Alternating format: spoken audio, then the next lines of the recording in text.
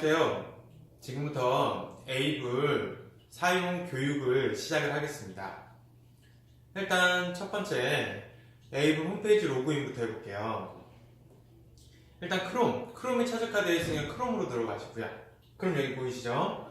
크롬을 더블 클릭 해주시면 자 전체 화면을 키워볼게요.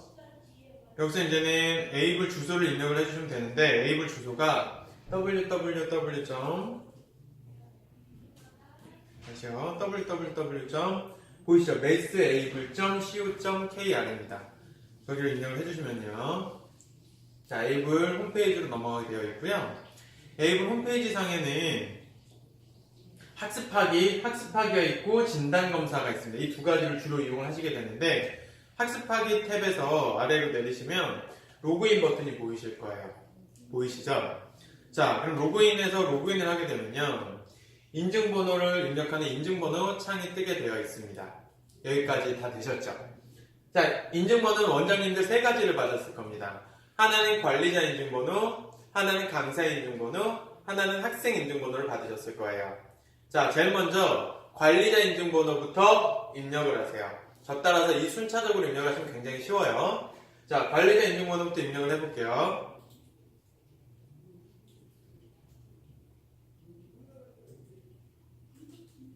자, 관리자 인증번호를 입력을 했고요. 이걸 저장을 해놓고 싶으시면 저장 버튼을 눌러주시면 관리자 인증번호가 저장이 됩니다. 자, 학원 들어가게 되면 관리자 인증번호를 했기 때문에 어드민이라고 뜨게 되어 있습니다. 그리고 거기에 아이디랑 패스워드를 입력하게 되어 있고요. 자, 아이디는 모든 관리자 인증번호에서 아이디는 어드민을 치시면 돼요. 그래서 영문으로요. 어드민을 치시면 되고요. 이렇게 어드민을 치시면 되고요. 그 다음에 밑에 패스워드는 9981 이렇게 치시면 됩니다. 기본 세팅값입니다. 9981 이렇게 치시면 기본 세팅값이 들어가집니다. 그래서 다시 로그인을 하시게 되면 실제 관리자 페이지가 뜨고요. 관리자 페이지는 굉장히 심플하게 구성이 되어 있어요. 이쪽에 보시면 강사 현황이라는 게 있고요. 보이시나요? 강사 현황. 아래쪽에는 학생 현황. 마지막에는 클래스 현황이 있습니다.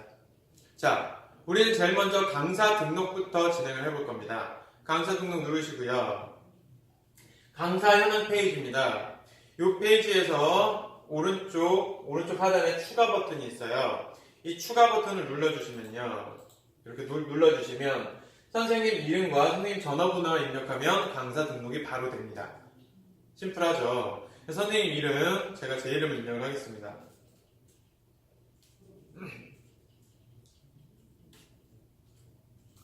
자, 제 이름을 입력하고 번호도 입력해볼게요. 자, 그러면 이름과 전화번호 입력이 됐고요. 여기서 이제 추가 버튼을 눌러주시게 되면 선생님 등록이 된 거예요. 여기까지 되셨죠? 물론 수정을 원하시면 수정해서 수정을 하시면 되고요. 그 다음에 학생도 하나만 등록을 해보겠습니다. 학생 현황에 들어가셔서 똑같아요. 방법은 추가 누르시고요. 자, 학생 정보값을 입력해볼게요. 이번에 이거 김시용으로 한번 해볼게요. 자, 학생 이름 치고 로그인 아이디, 그러니까 학생이 로그인할 아이디인데 이름이랑 동일하게 해놓는 게 편하실 거예요. 운영을 하실 때. 똑같이 그러면 한글로 김시용이라고 쳤고요. 자, 그 다음에 나머지 학부모 이름이나 휴대폰 번호는 입력을 안 해도 문제가 되질 않습니다. 자, 그리고 이쪽에 학교랑 학년이 있는데요. 학년은 반드시 입력을 해주셔야 돼요. 자, 학년은 중1로 하겠습니다. 그리고 학교는 원하시는 아이 학교 입력하면 될 거고요. 자, 그리고 입학일 같은 경우에는 기본적으로 당일이 세팅이 되어 있는데 변화를 주고 싶으시면 누르시면 달력이 뜨게 되어 있습니다.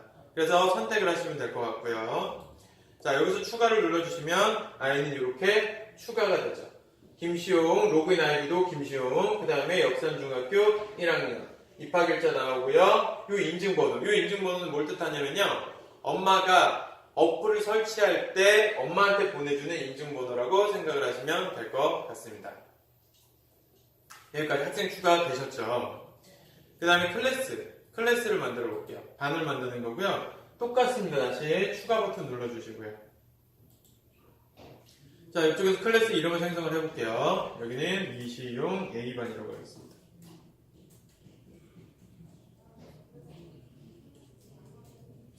이 중 A반이라고 들어가실 거고요. 선생님을 등록되어 있는 선생님들이 쭉 뜰 거예요. 이쪽에 클릭을 하시면 등록되어 있는 선생님이 쭉 뜰 건데 지금 현재는 한 명만 등록이 되어 있으니까 저를 선택을 하고 추가를 눌러주면 반도 완성이 됐습니다. 자, 그래서 우리가 생성해야 될 건 강사, 그 다음에 학생, 그 다음에 반 이렇게 구성이 되어 있다고 보시면 될 것 같습니다. 그러면 우리가 이 반에다가 특정 학생을 배정하고 싶다라고 하면 여기 학생 변경을 누르시면 실제 등록되어 있는 학생들이 다 뜰 거예요. 저는 김시용이라는 학생 하나만 배정을 해보겠습니다. 그럼 위쪽에 김시용 이름 들어갔죠. 그리고 OK를 누르면 이 학생은 이 반에 배정이 됐습니다. 여기까지 되셨죠. 관리자 페이지는 이것만 진행하시면 되는 거라 굉장히 심플하고 간단하게 이해하실 수 있으실 거예요. 관리자까지 이해되셨으면 그 다음 백을 해보겠습니다. 자, 다시 홈페이지로 와서요. 일단 아이가 맨 처음에 진행하는 게 입학진단검사니까 제가 입학진단검사부터 안내를 드릴게요. 진단검사 탭을 누르시고요. 누르시면 진단검사 페이지로 이동이 됩니다. 마찬가지로 아래쪽으로 조금 이동을 하시게 되면 진단검사 응시학이라는 곳이 있어요. 맞나요? 이 진단검사 응시학이라는 이 버튼을 더블 클릭을 하시고요. 자, 그럼 여기 진단검사라고 써있고 또 인증번호를 입력하게 되어 있습니다. 진단검사는 선생님도 볼 수 있어야 되기 때문에 인증번호를 선생님 인증번호로 입력을 해주시면 됩니다. 여기까지 되셨죠? 그럼 제가 선생님 인증번호를 입력을 해볼게요. 원장님은 지금 3가지 인증번호를 받으셨어요. 하나는 관리자 인증번호, 두 번째는 선생님 인증번호, 세 번째는 학생 인증번호. 지금 이 진단검사 창에서는 선생님 인증번호를 입력을 해주시면 되겠습니다. 입력을 해보겠습니다.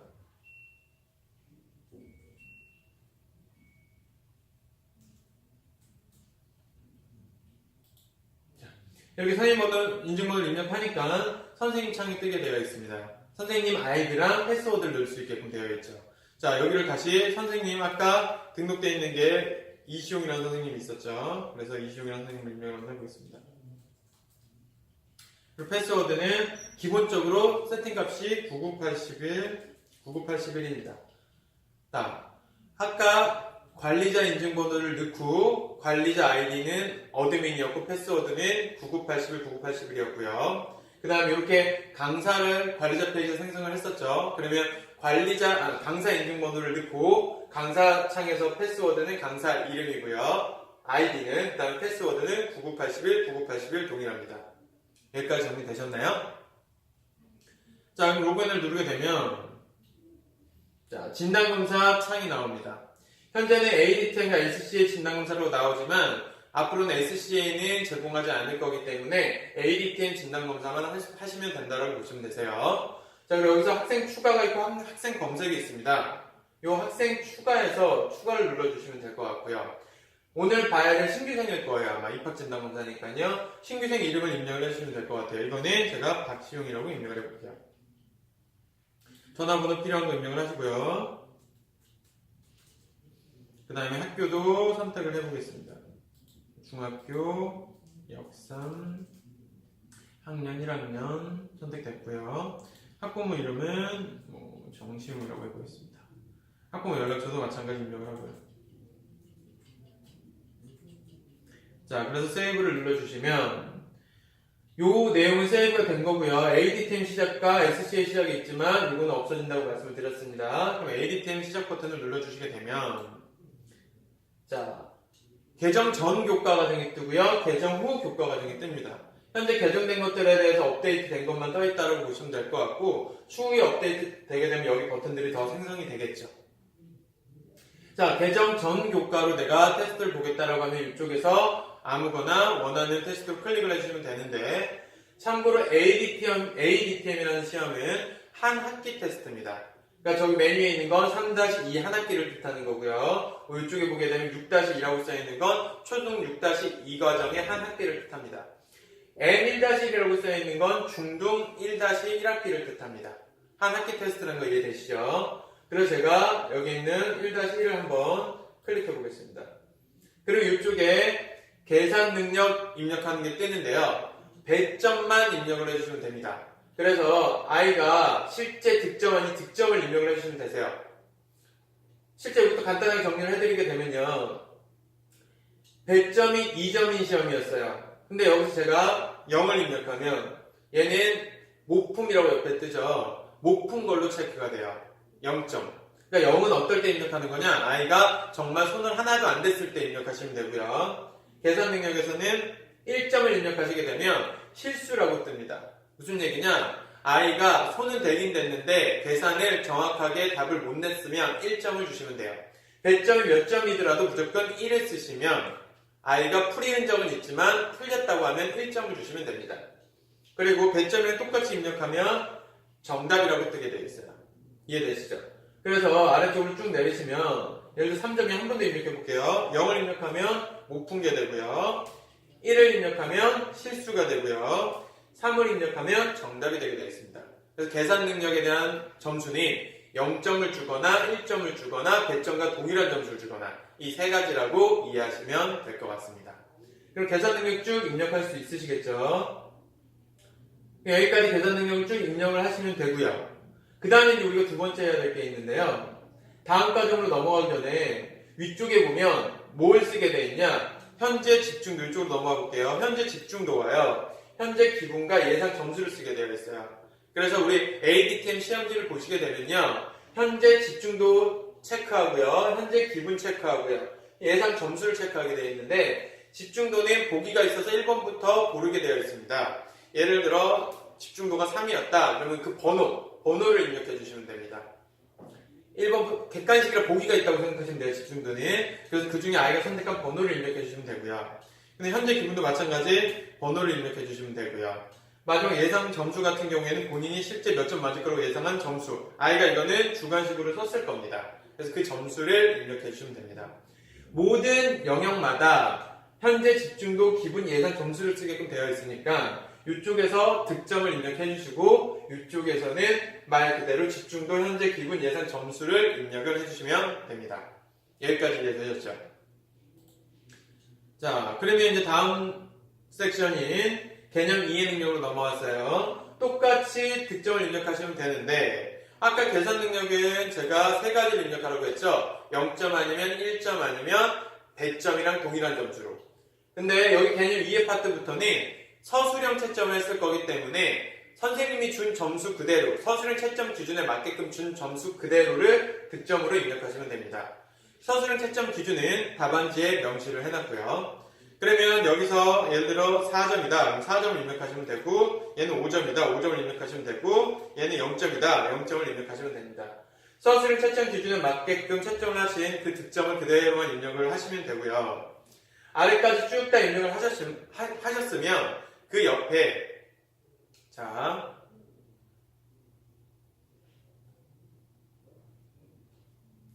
아까 개념 2였죠. 개념 2로 넘어와서 개념 2에 득점을 쭉 입력을 하셨으면 옆쪽에 항상 현재 집중도, 현재 기분, 예상 점수가 따라 있습니다.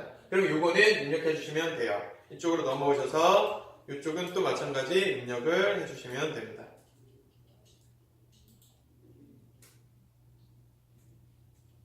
여기까지 입력이 됐죠. 그 아래쪽은 건드시는 거 아닙니다. 어차피 이 네모 박스 서 있는 데만 입력이 되고 나머지는 입력을 하실 수가 없으세요. 여기까지 되셨죠. 그 다음에 다시 아래쪽으로 내려보면 개념 적용이 나올 거예요. 저희가 총 5가지의 섹션을 갖고 있기 때문에 처음에는 계산 능력, 두 번째는 개념 이해 능력, 세 번째가 개념 적용 능력입니다. 같은 방법으로 서술형 채점되어 있는 득점들을 쭉 입력을 해주시면 되고 현재 집중도, 기분, 예상 점수 입력해 주시면 됩니다. 자, 그 다음 섹션으로 넘어가면 그 다음이 창의사고력과 문제해결력입니다. 여기까지 끝이고요. 창의사고력도 2문제고 문제해결 능력도 2문제여서 여기 2문제에 대한 득점만 입력을 해주시면 되고 아래쪽에 집중도, 현재 기분, 예상 점수가 표기하게끔 되어 있습니다. 여기까지만 입력을 하시면 모든 입력은 끝난 거고요. 실제 아이가 진단검사를 보고 모든 입력이 끝났을 때 입력하는 시간은요 보통은 5분 정도 소요된다라고 보시면 될 것 같아요. 그리고 제출을 누르게 되면 성적은 바로 나오게 되어 있습니다. 여기까지가 ADTM을 사용하는 방법입니다.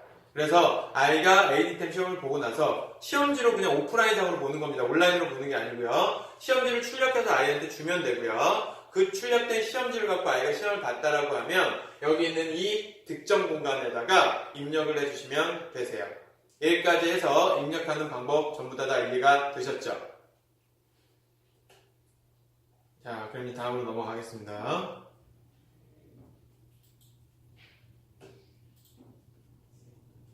에이블 홈페이지 학습하기 창을 다시 들어가 보겠습니다.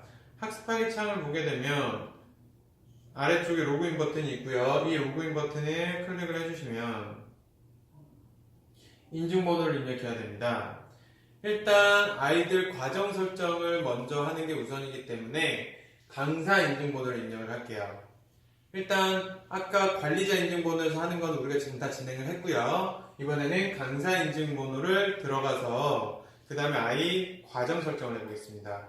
강사 인증번호는 원장님들한테 부여된 인증번호를 입력을 해주시면 될 것 같고요. 제가 일단 입력을 해보겠습니다. 자, 강사 인증번호를 입력하면 티처라고 뜨게 되어 있고요. 패스워드와 아이디를 입력해야 되는데 패스워드와 아이디는 강사 이름을 입력해 주시면 돼요. 아까 제가 했던 거는 이시용이었기 때문에 이시용으로 입력을 하고요. 자, 그 다음에 패스워드 같은 경우에는 기본 세팅값이 9981입니다. 여기까지 되셨죠? 그래서 로그인을 하게 되면요. 다시 한번 해볼게요. 자, 다시 이시용이고요. 9981입니다. 로그인을 하게 되면 이제 강사 페이지로 들어가는데 아까 이시용한테 배정되어 있는 반이 한 반이었죠. 이시용 A반. 들어가게 되면 배정되어 있는 학생이 김시용이 뜨게 되어 있습니다. 그래서 이 배정되어 있는 학생 앞에 체크박스에 클릭을 해주시고요. 과정 설정으로 이동을 해서 눌러주시게 되면 실제 과정을 추가할 수 있습니다. 그래서 여기서 추가 버튼을 눌러주시게 되면요. 우리가 입력해야 될 과정들이 쭉 보이실 거고요. 여기서 뭐 필요하시면 검색을 하셔도 되고요. 이쪽에서 검색을 하셔도 되고 아래쪽에 있다라고 하면 하나 결정을 해주시면 됩니다. 이런 식으로 결정을 해주시면 결정을 해주시는 과정에 따라서 과정 이름이 자동으로 나오고 밑에 있는 29라는 건 저 과정을 29번 만에 마치겠다라는 기본 세팅 값인데요. 저 세팅 값은 아무 의미가 없고요. 원장님들이 원하시는 값으로 바꿔주시면 돼요. 예를 들어 내가 5학년 5-1 과정의 L2 두 번째 레벨에 해당하는 걸 나는 12번 만에 끝내겠다. 그럼 12로 저렇게 바꿔주시면 됩니다. 자, 그래서 저장 버튼을 눌러주시게 되면요. 실제 과정이 이렇게 생성이 되게 되어 있고요. 여기서 닫기 버튼을 눌러주시게 되면 과정이 이렇게 들어옵니다. 여기까지 이해되셨죠? 그래서 이 진도바 같은 경우에는요. 아까 입력한 12에 의해서 플랜이 12번으로 나눠서 움직이게 되어 있고요. 나오는 본인이 실제 학습을 진행한 만큼 이동하게 되어 있다고 보시면 될 것 같습니다. 자, 과정 설정하는 것까지 이해되셨죠? 그럼 제가 선생님 창을 그대로 살려둔 상태에서 다시 학생 창을 들어가 보겠습니다. 다시 학습하기에서 홈페이지 학습하기에서 로그인 버튼을 눌러주게 되면 또 인증번호 창이 뜰 거예요. 거기 이번에는 학생 인증번호를 입력해 보겠습니다.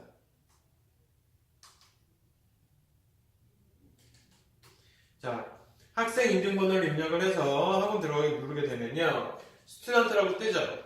여기서 학생의 기본 아이디는 학생 이름과 학생 이름이 뭐였죠? 아까 김시용이었죠?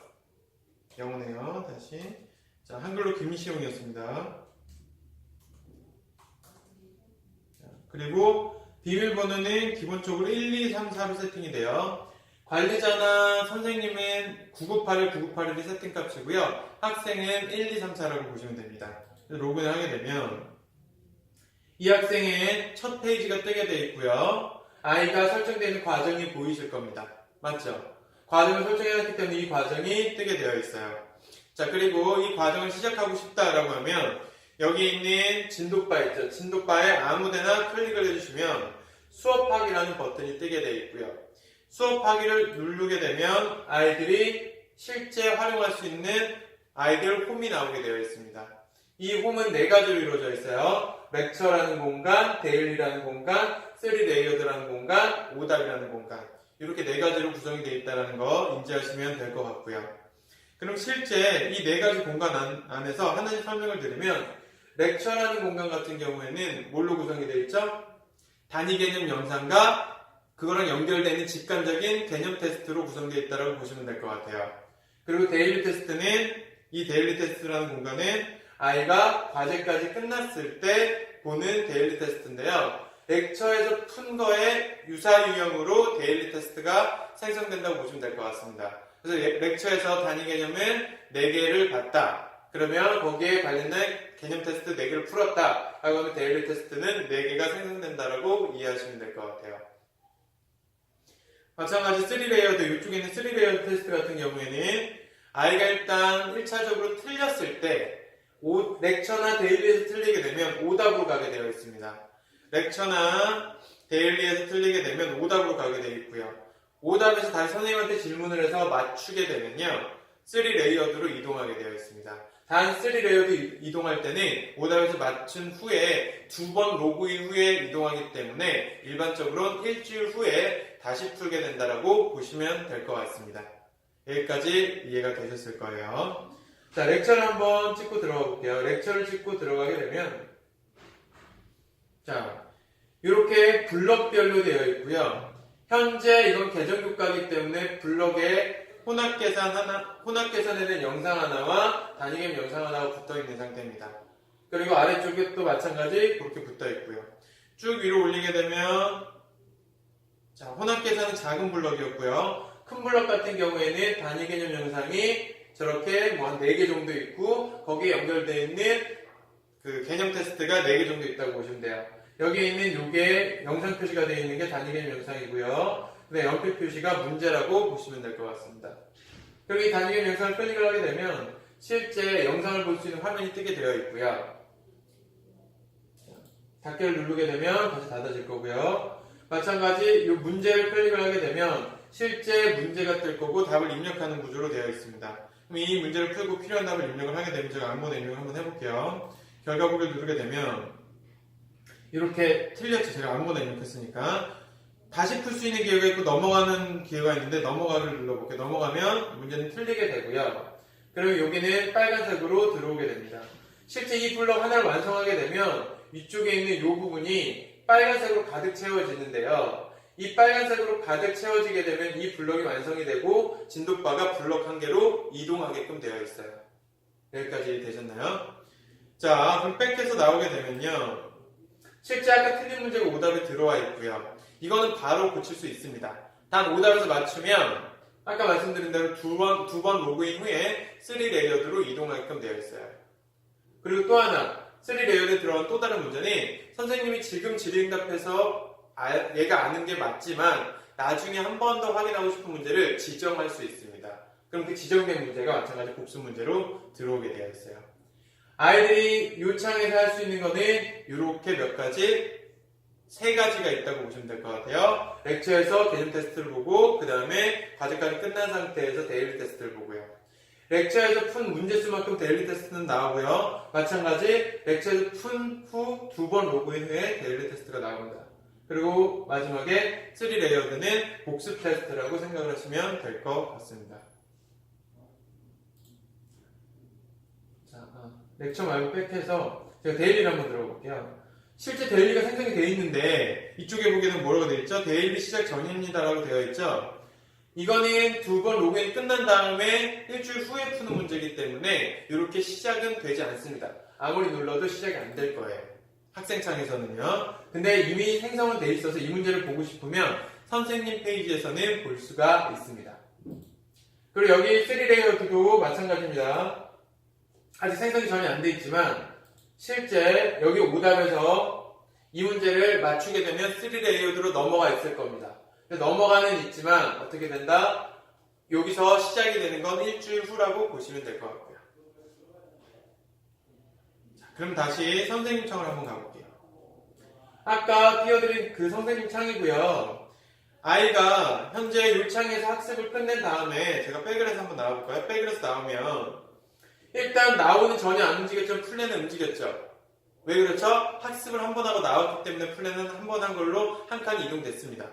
단 여기서 여러 번 로그인을 해도 저 플랜은 하루에 한 번밖에 움직이질 않습니다. 그러니까 로그인 회차는 아무리 많이 하루에 로그인을 한다고 해도 한 번으로밖에 인정을 안 받는다라고 생각하시면 될 것 같아요. 그리고 이 나우가 움직이기 위해서는 우리가 한 블럭을 완성해야지만 나우가 움직입니다.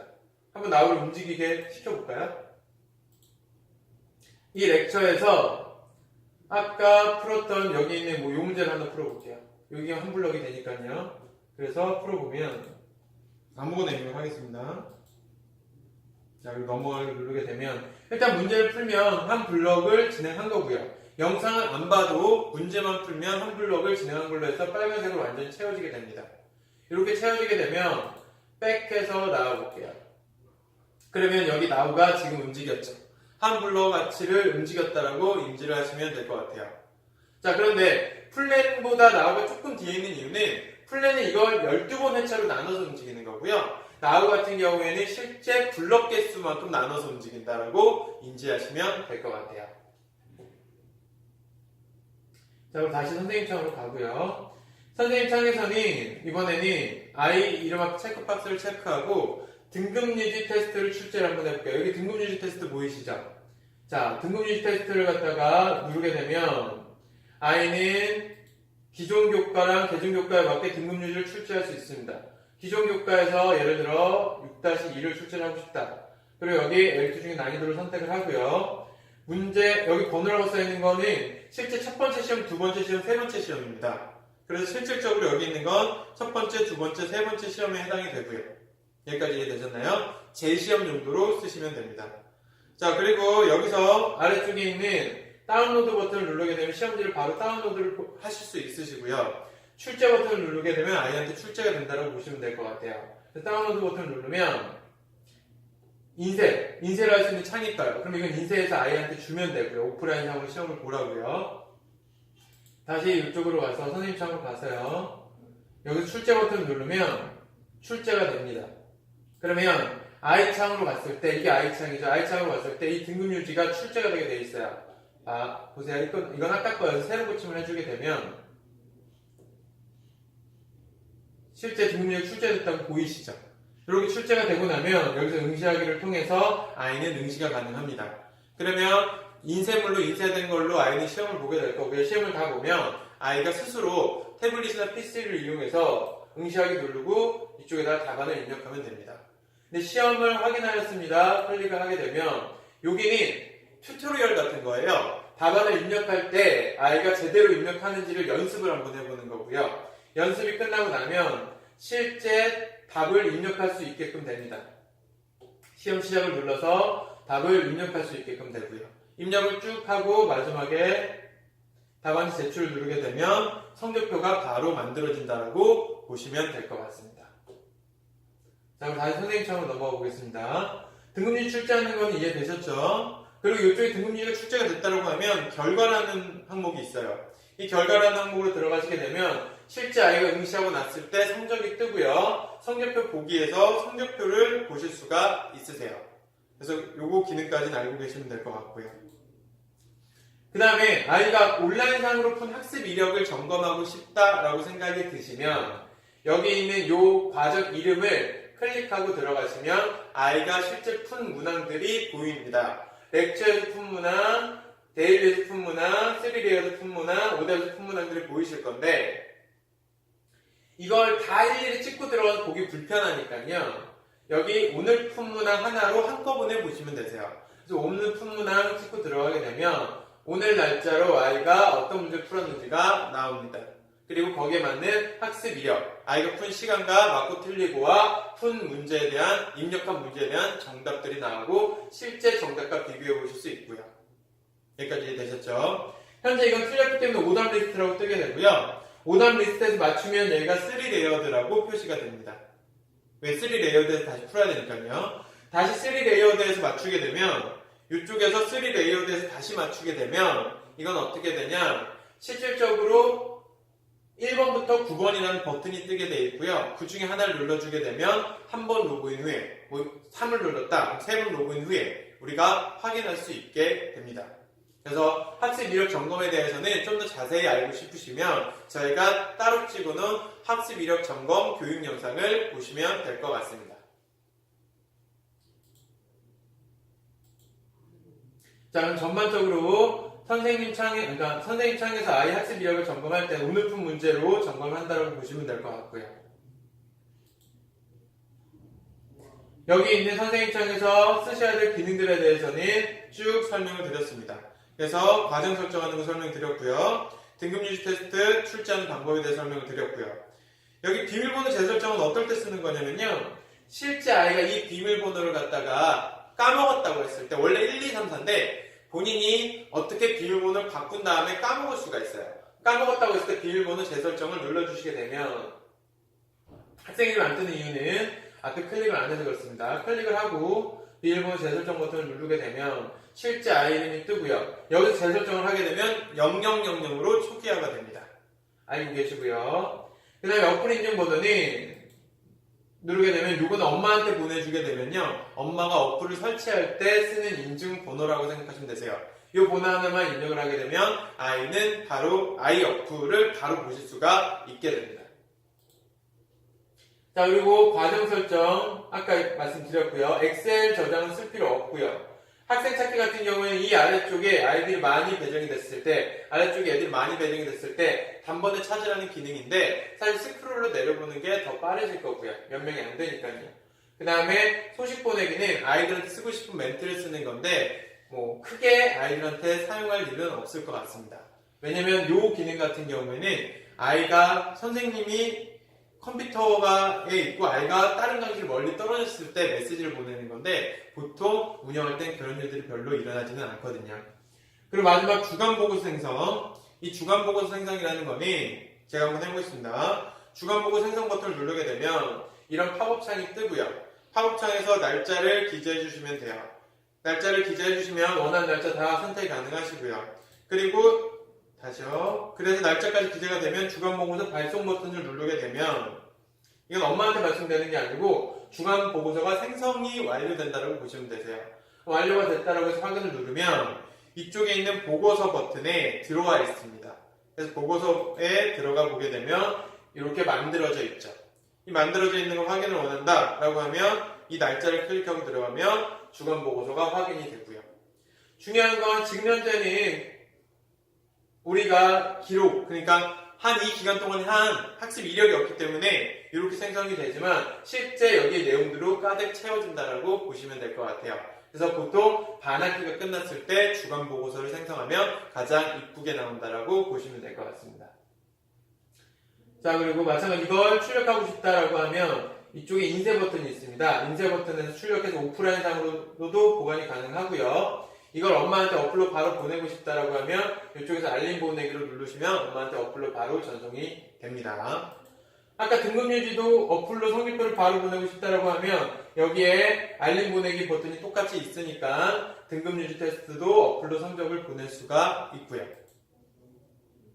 마지막으로 이제 이 코멘트는 엄마한테 수업 보고서상에 뭔가 글씨를 남기고 싶다, 선생님 코멘트를 남기고 싶다라고 하면 코멘트 작성을 누르시고요. 여기서 원하는 날짜를 선택을 하시고 그 다음에 말머리 선택하시고요. 그 다음에 과정 선택하시고 쓰시면 됩니다. 원하는 멘트를 쭉 쓰시고요. 거기에 대한 내용들을 갖다가 저장을 해주시면 코멘트가 작성이 되고 이 작성된 코멘트는 지금 작성한 날짜 기준으로 움직일 거고요. 여기는 이 날짜 기준으로 움직일 거고 이 날짜에 해당하는 수업 보고서에 여기 있는 수업 보고서에 들어가게 되어 있습니다. 여기까지 일단 보시게 되면 실제 선생님 창에서 구동되는 기능들과 학생이 사용하는 기능들과 관리자 페이지에서 진행되는 기능들에 대해서 정확하게 원장님들이 알 수 있게끔 정리가 되실 겁니다. 그래서 이 영상을 참고로 앞으로 에이블을 사용하는데 불편함이 없으시면 좋을 것 같습니다. 그리고 세부적인 항목 하나하나에 대한 영상들은 별도로 찍어놨으니까요. 별도의 강좌를 하나씩 찾아보셔도 되고요. 지금은 전체적인 설명을 드리는 교육이라고 이해하시면 될 것 같습니다. 그럼 이상 마치도록 하겠습니다. 감사합니다.